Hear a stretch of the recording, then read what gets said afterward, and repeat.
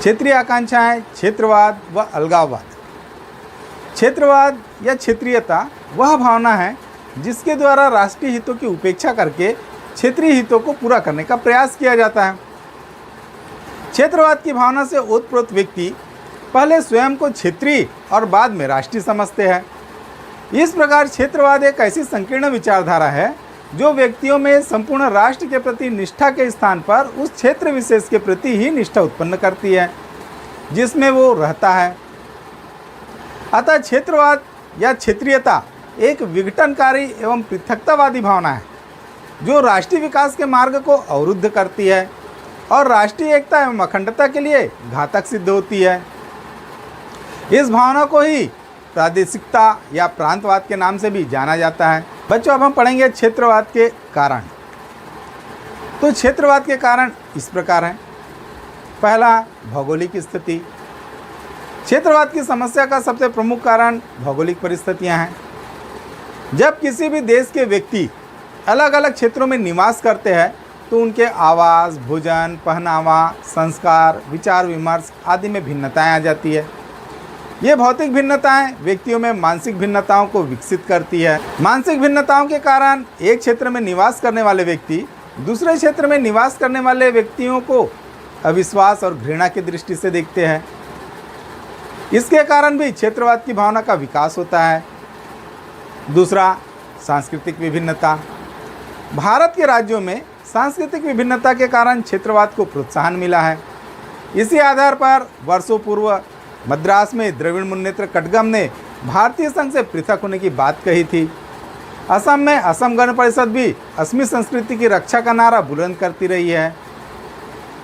तीसरा, मनोवैज्ञानिक कारण। मानसिक परिस्थितियां भी क्षेत्रवाद की भावना के विकास में महत्वपूर्ण हैं। हर व्यक्ति में अपने क्षेत्र के प्रति कुछ अधिक लगाव होता है, यह स्वाभाविक है और इसमें कोई बुराई भी नहीं है।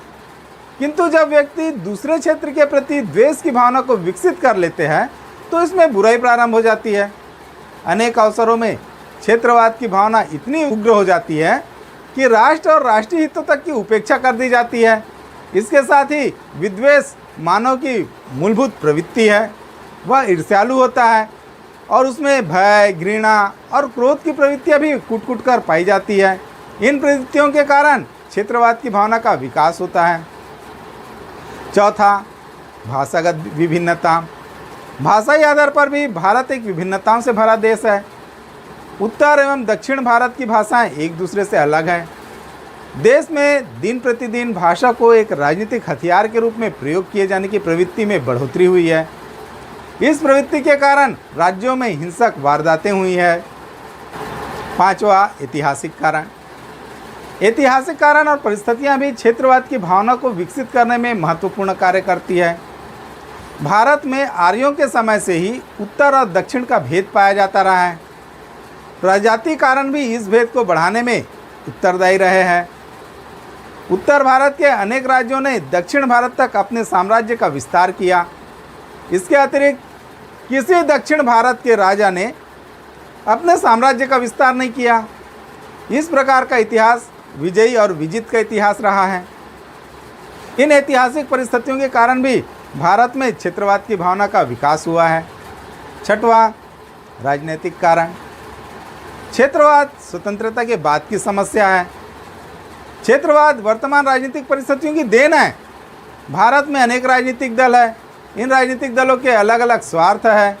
इन्हीं राजनीतिक स्वार्थों से प्रेरित होकर ये दल जनता में क्षेत्रीयता की भावना को जागृत करके उनका मत प्राप्त करने का प्रयास करते हैं। भारत में क्षेत्रवाद की भावना को प्रोत्साहित करने वाली राजनीतिक परिस्थितियां इस प्रकार हैं। पहला, राजनीतिक आचार संहिता का अभाव। दूसरा, क्षेत्रीयता की भावना। तीसरा, क्षेत्रीय नेतृत्व और उनके मन में अपने क्षेत्र के प्रति विशिष्ट लगाव। चौथा, केंद्रीय नेतृत्व और उनमें क्षेत्रीय पक्षपात। सातवां, सामाजिक दशाएं। सामाजिक दशाओं में भिन्नता के कारण भी क्षेत्रवाद की भावना का विकास होता है। संस्कृति और रहन सहन में भिन्नताओं के कारण भी क्षेत्रवाद की भावना का विकास होता है। उत्तरी भारतीयों का विचार है कि वैदिक सभ्यताओं का उद्गम स्थान उनका क्षेत्र रहा है। दक्षिण भारत आज भी संस्कृतियों को बनाए हुए है।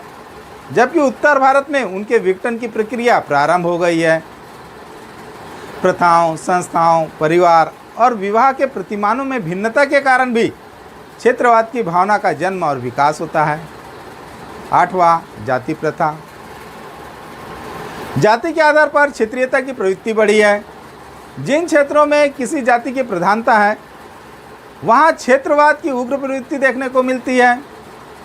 हरियाणा और महाराष्ट्र में क्षेत्रवाद की प्रवृत्ति के विकास में जाति एक भयावह तत्व सिद्ध हुआ है। खाली स्थान की मांग के पीछे सिखों के उग्रवादी तबके की जाति की भावना ही तो काम कर रही है। 9वां, आर्थिक दशाएं। आर्थिक दशाओं के कारण भी क्षेत्रवाद की भावना का विकास होता है। भारत में अर्थव्यवस्था के दो केंद्र ग्रामीण और नगरीय होने के कारण क्षेत्रवाद की भावना पनपती है। आर्थिक दशाओं में रोजगार का भी महत्वपूर्ण स्थान है। गरीब और अमीर, कृषि तथा उद्योग, रोजगार और बेरोजगार ऐसी आर्थिक दशाएं हैं जो क्षेत्रवाद की भावना के विकास में महत्वपूर्ण हैं।